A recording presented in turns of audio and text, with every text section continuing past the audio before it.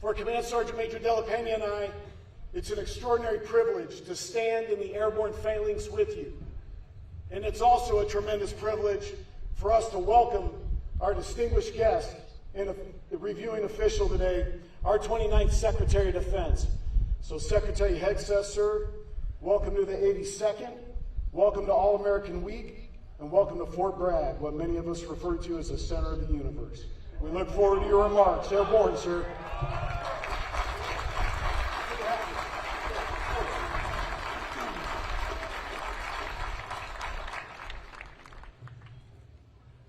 What an amazing day. What an incredible opportunity. I thought I had the best job in the country. I don't think I do. Major General Work, thank you. Congratulations. Appreciate your actions, your words, and your leadership. Along with Command Sergeant Major Della Pena, two of the best jobs in the country, best jobs in the world. It is an absolute honor to be here, not just amongst the current, but amongst the past. Amongst those who stand the line, and those who stood the line, those who fight and those who support them. This here, I know, is a community. It means the world for me and my staff to be here. There is nowhere I would rather be. We've had this day circled on our calendar in the Pentagon for quite some time. It is great to be here at Fort Bragg. It is Fort Bragg again.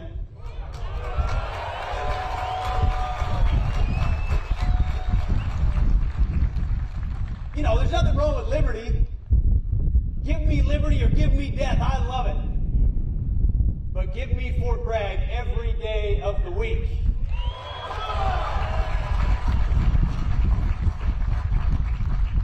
And to this formation out here, this beautiful formation, as I look, a message from our Commander-in-Chief, from your Commander-in-Chief, from President Donald J. Trump.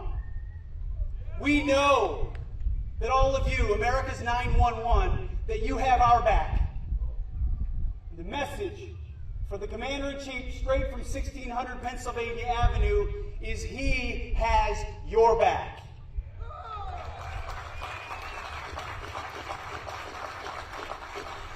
I get a chance to watch it every day. In the Oval Office, on foreign trips, wherever he is laser focused on putting America and Americans first and ensuring peace through strength. So as you train, as you prepare, as you are the tip of the spear, know that you are serving under a Commander-in-Chief who has your interests in mind with every decision that he makes. Now, one of those decisions he made was choosing a Secretary of Defense. And you know, some folks out there, we got some of our friends in the fake news media are here. Some of them said, critics might say, you can't choose an Army major to be the Secretary of Defense. It has to be, well, one of our many distinguished generals, or congressmen, or business leaders, or corporate leaders. There's many incredible Americans. One of the critiques was, we need somebody that can think strategically, big picture. We can't have a guy who thinks like the troops. To which I say, hell yeah, we can have a guy that thinks like the troops.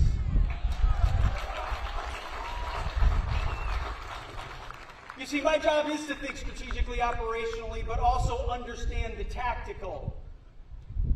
I have stood, not that long ago, in a formation like this one.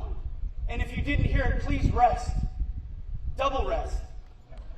If that's a command from the Secretary of Defense.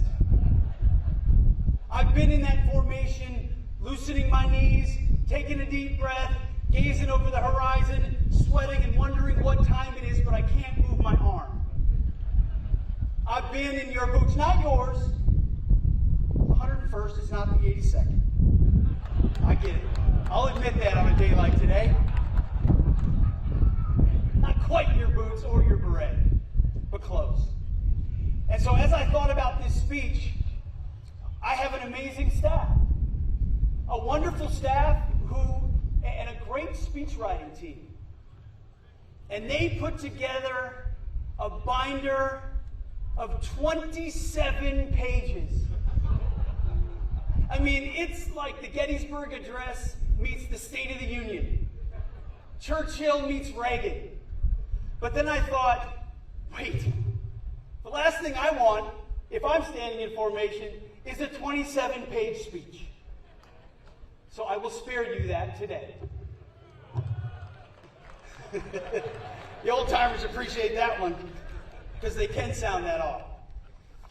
I recognize in many ways many of the aspirations, thoughts, anxieties, fears,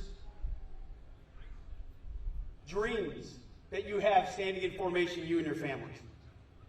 My job is to stay focused on you and our warfighters every single day.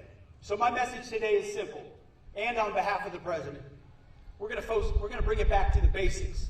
The basics, sir, that you talk so much about, that the 82nd Airborne is focused on. We're going to restore the warrior ethos, and we are across our formations, a standard that's set here every single day.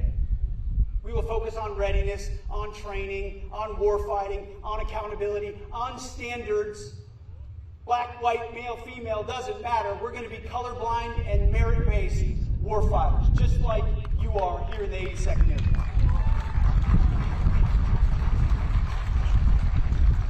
We're also taking care of our people. It's not just training, it's not just beans and bullets, it's families. It's historic investment in barracks, in housing, in health care, and yes, in pay. There's a big increase coming for E1 to E4. Also, I've got a bit of an announcement today that might be of interest to this community. For the first time in 25 years, here at the Secretary of Defense, through the Secretary of the Army, we are increasing jump pay.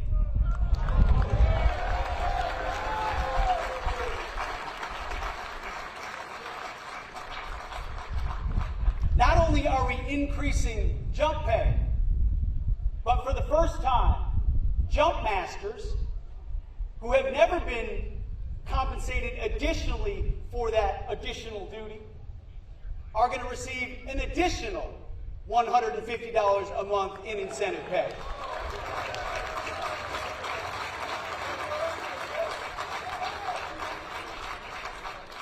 So here's to our paratroopers, our jump masters, who do the difficult things in difficult places that most Americans can never imagine. But I want you to know, inside the corridors of the Pentagon, you are on our mind. With the decisions that we make in budgets, in planning, in deployments, in orders, in reorganizations, we have you and your families in mind. We're also going to rebuild our military. President Trump is committed to historic investments inside our formations. Our promise to you is that when the 82nd Airborne is deployed, if we have to call 911 for America's response force, you will be equipped better than any other fighting force in the world. You should never enter and will never enter under President Trump's watch a fair fight. That's my promise to you. We will rebuild this military.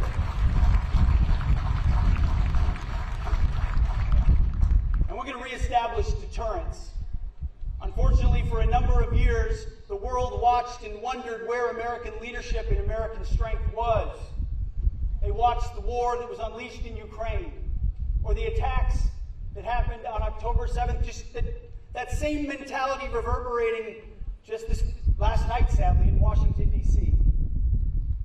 We saw the debacle of what happened in Afghanistan. President Trump has said, by putting America first, we will reestablish peace through strength, and we will reestablish deterrence. And when I look out at this formation, the eyes of the men and women and these flags, I see the eyes of deterrence. I see the eyes of American strength. I see the eyes that will deter the wars that we don't want to fight, because we know we have a president committed, a commander-in-chief committed to peace. Peace through strength. And my first platoon motto we ever had, which is one that you all know well, it's those who long for peace must prepare for war. You live that motto every single day on behalf of our nation, and I cannot thank you enough, express our gratitude enough for what you do. So, in conclusion, I'm going to turn to page 27 and end with some well-written words deserved of a fantastic formation like this one. I'm grateful to be assembled here amongst America's Guard of Honor, the warriors of the 82nd Airborne Division, your families, and so many stout-hearted veterans.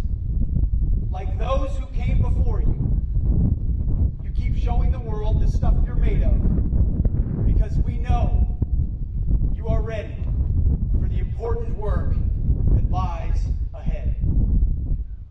On behalf of the President of the United States, on behalf of the Office of the Secretary of Defense, on behalf of a grateful nation, Godspeed to all of you.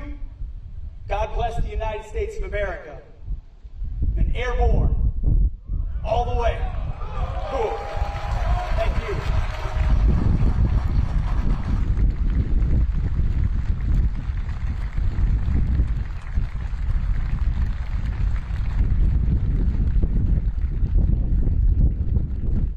Sound attention.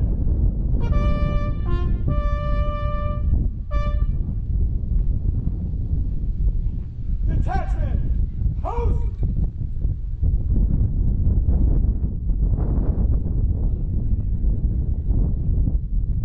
March.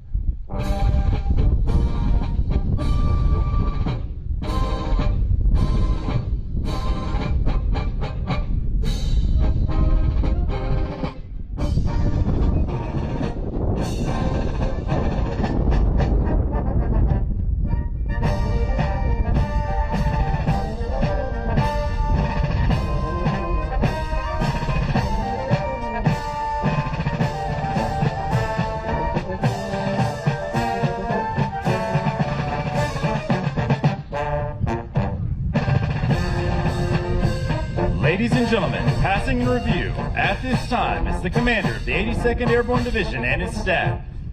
The Division Commander, Major General Pat Work from Watsonville, California. The G1 Lieutenant Colonel Frank Castro from Manhattan, New York.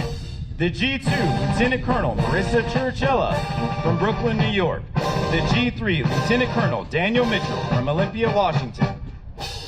The G4 Lieutenant Colonel Kristen Felix from Arnold, California. And the G6 Lieutenant Colonel Timothy Jones from Columbus, Georgia.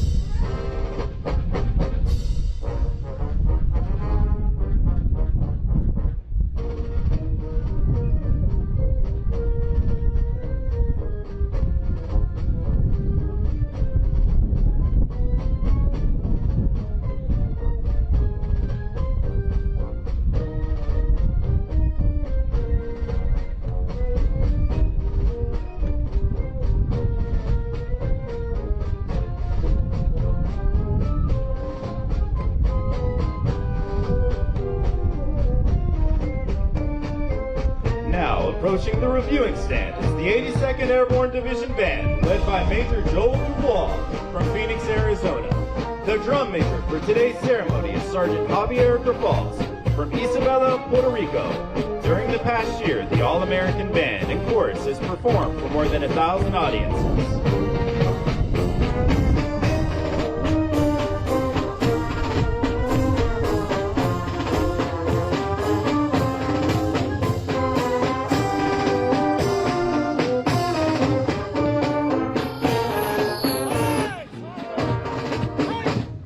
Approaching from the left is Headquarters and Headquarters Battalion, Gladius, commanded by Lieutenant Colonel Kyle Schriefer of Erie, Pennsylvania, with Command Sergeant Major David Poston of Hampton, Tennessee. Ladies and gentlemen, Gladius.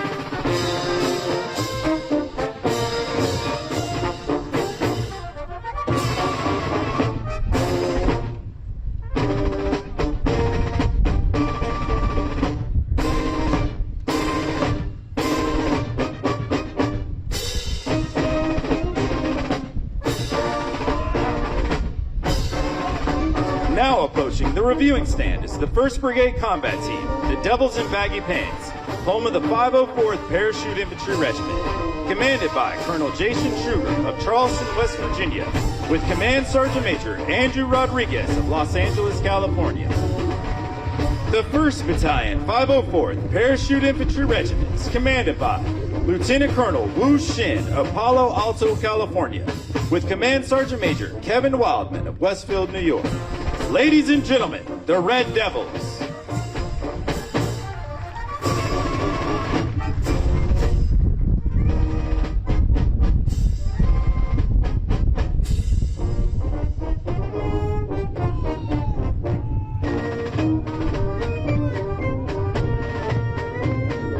The 2nd Battalion, 504th Parachute Infantry Regiment is commanded by Lieutenant Colonel David Yu of Newport News, Virginia, with Command Sergeant Major Benjamin Boyce of Burnt Hills, New York. Ladies and gentlemen, the White Devils.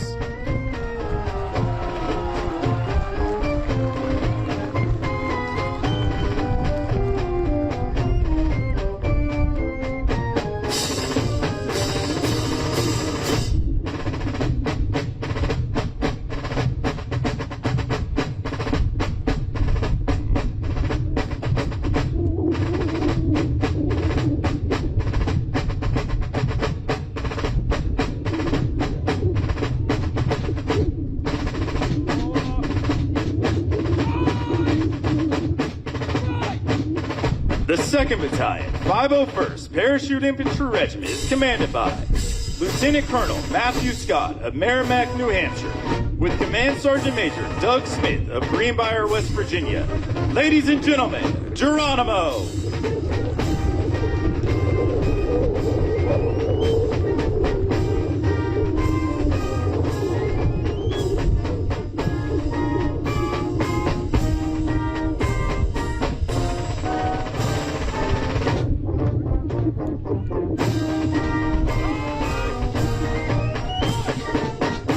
The 307th Brigade Support Battalion is commanded by Lieutenant Colonel Andrew Bain of Findlay, Ohio, with Command Sergeant Major Jose Velez of Bayamon, Puerto Rico.